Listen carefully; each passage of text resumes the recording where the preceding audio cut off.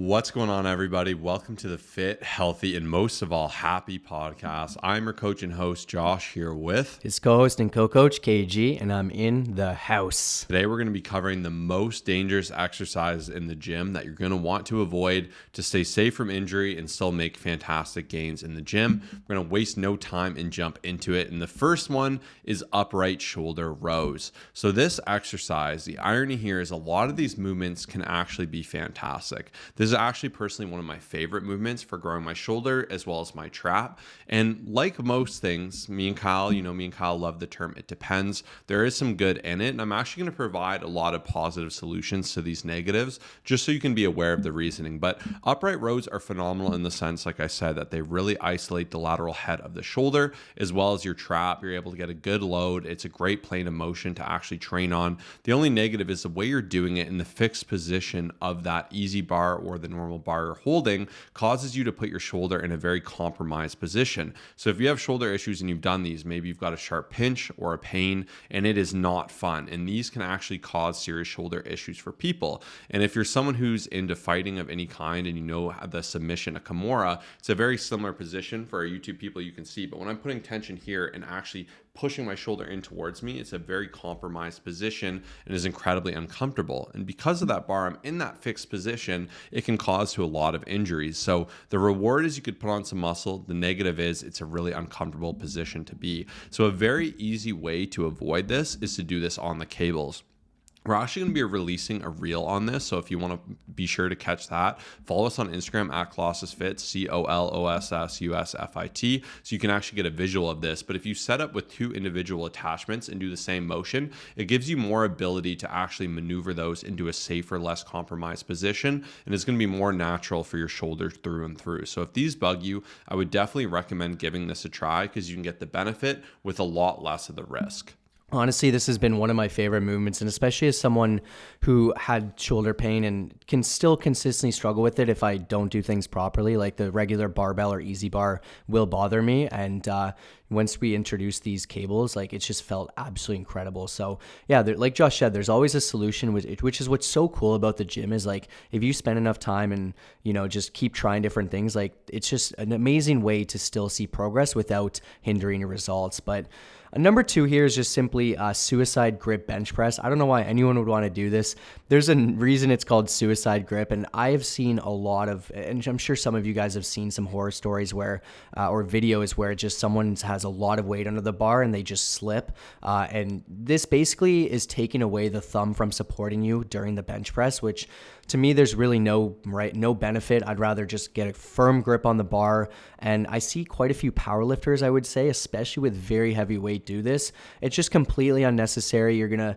My goal is to be in the gym and be as safe as possible. It is an amazing controlled space, but I think sometimes people just naturally add in these things to make it a lot riskier or scarier. And I'm just like, there's no point in doing that. I'd rather be safe, stay away from injuries, not hurt myself. Of course, things can happen, but suicide grip bench press is an absolute no, and you should stay away from doing it, in my personal opinion. Yeah, and the argument here for this is some people will say it's more natural because like if I were to push Kyle away from me, I'd be open palmed. So keeping that open palm can feel more natural, but it's just not worth the risk because the bar can slide. You can change your position in the bar, and there's quite a few videos of people dropping bars on their neck, and this would be quite horrifying, especially if you're moving 200-300 pounds, even 100 pounds. It's a lot of weight. So that's why they call it like the suicide grip, because you're asking for trouble, you're asking for pain.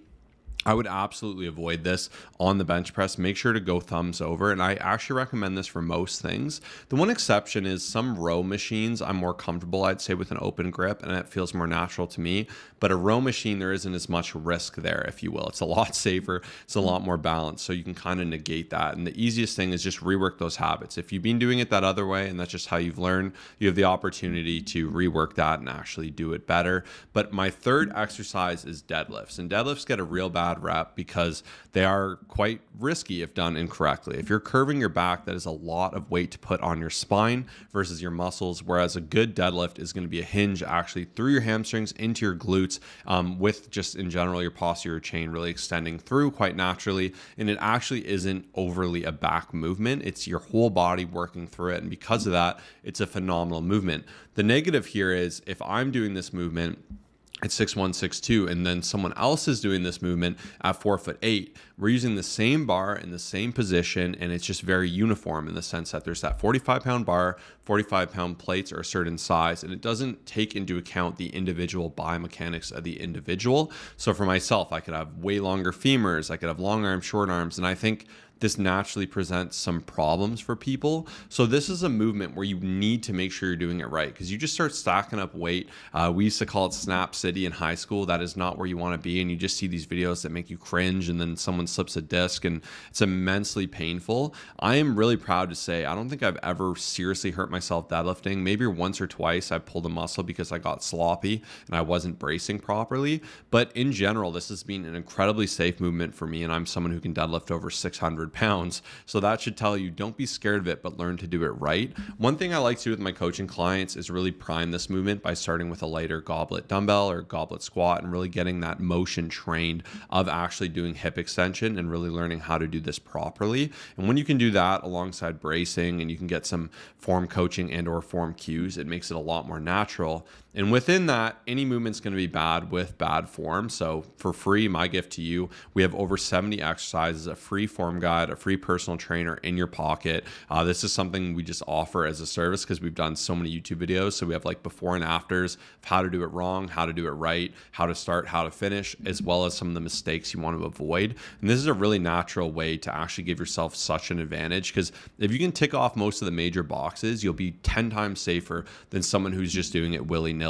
So if you want to grab that, message me personally on Instagram. I'll send that to you personally. My Instagram is @ColossUsFit, COLOSSUSFIT. Just say guide or form guide. I'll know what you're talking about. I'll send that over to you so you are good to have it. My gift to you, but that is number 3, deadlifts. But don't be scared of them. Just learn to do them right.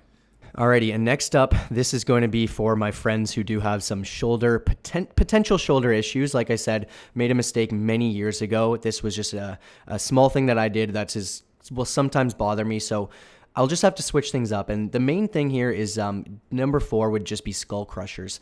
So it has a crazy name. I mean, a lot of these names, you're like, oh my gosh, I'm scared of them. And you don't have to be scared of them, but I would say that especially within a barbell, where a lot of people struggle is that it's a couple of different things that will bother you. So for example, when I do a skull crusher, my wrist will start to bother me, my elbows, sometimes even your shoulders if you start to do it improperly.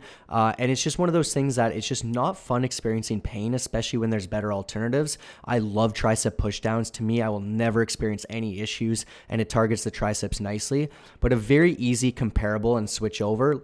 And once again, it depends on the person you are. Like Josh will have 0 issues and skull crushers are very friendly to him and it's fantastic.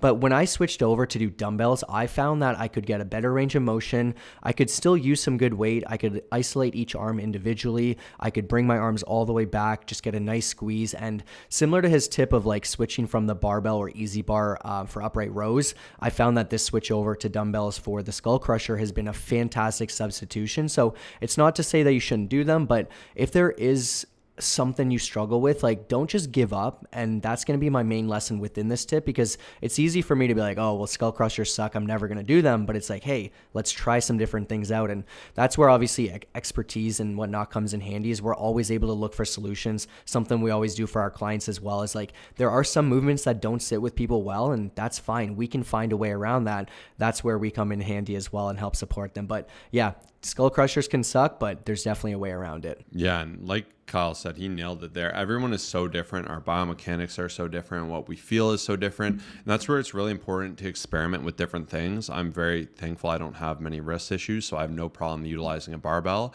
If every time Kyle does it, he hurts his wrist, why would he not use dumbbells? Like, there are better alternatives available to you, and to identify them is so important. And doing things more correctly long-term can save you from stupid injuries. Even learning how to put your weights down properly, how to kick your weights, this can prevent you from dropping them on your toe. Just little things like that. And when you consider day in, day out, we're doing things correctly. Even I realized I was getting really sloppy with the bench press with just throwing it back and letting go. Now I throw it back, make sure it's hooked up, then let go, because heaven forbid you miss in one moment of you doing this just day in, day out, doing reps and reps and reps.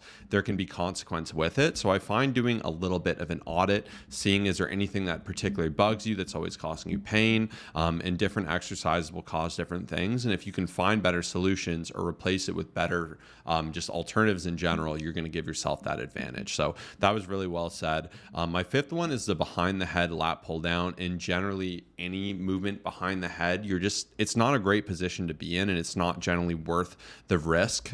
So this, once again, going to the shoulder is really tough. If you don't have a really mobile shoulder joint, it's putting you in a weird position. It's going to be hard to execute actually correctly, and it can actually cause you to have some issues, especially within your vertebrae and just your spine in general and your shoulders. It's a very uncomfortable position to be in, and this is something that I think was really prevalent when I first started, like 13 years ago, but it's been phased out quite a lot. So if you've been doing this, like the range of motion, it's hard to execute well, and the payoff isn't there. So I would really just look, if you're doing behind the head, like shoulder press or military presses, just put it in front of your head. You get the benefit with less of the risk. If you're doing behind the head lat pull down, just put it in front of you. In my opinion, it isn't worth it. And there seems to be a pretty big consensus here. So this is something I don't program and I personally avoid.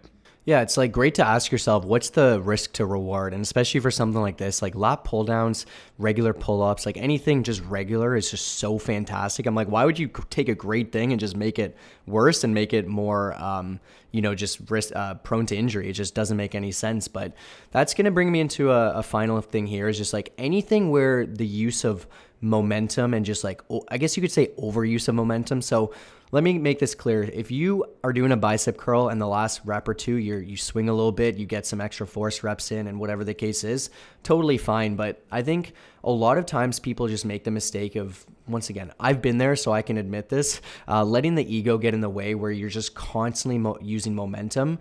So even like, I'll say a barbell row, for example, that's just the first thing that comes to mind. Like I could comfortably stack on lots of weight there. I can swing my body like crazy. I can, bend my shoulders forward and arc my back, and I could do some heavier weight for sure and just use so much momentum. But once again, the higher risk of injury is there, and I'd rather just do something more controlled, use a lighter weight, maybe use some machines for that, do seated rows, do incline rows. Like you have to just really ask yourself, am I using too much momentum? And like I said, a bicep curl might be a bit different, but anything where it puts your spine in a compromised position, anything where, you could just be setting yourself up for injury. And I see a lot of people doing this for so many different movements consistently. Like that's all they know is just the use of momentum. And then next thing you know, they're injured, and you ask them why. And it's just they're swinging too much, their ego's too high, and they're trying to upkeep that ego as well. So stop making this common mistake. And that's exactly it. I could do a workout of every exercise on this list, and truth be told, it'd be a great workout, and I'd be fatigued. I'd be totally safe. It'd be totally fine. So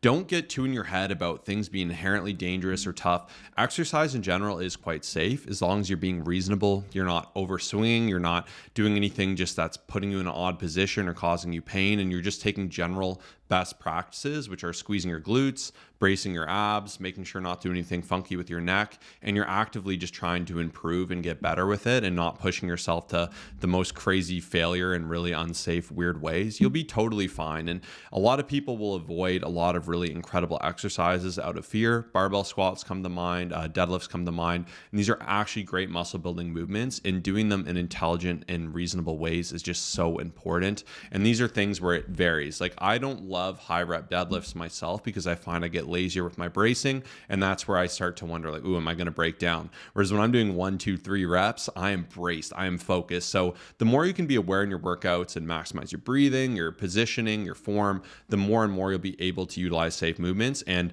you might say, well, I love behind the head lat pull down. The contraction's insane. I've done it 10 years. I've had no issues.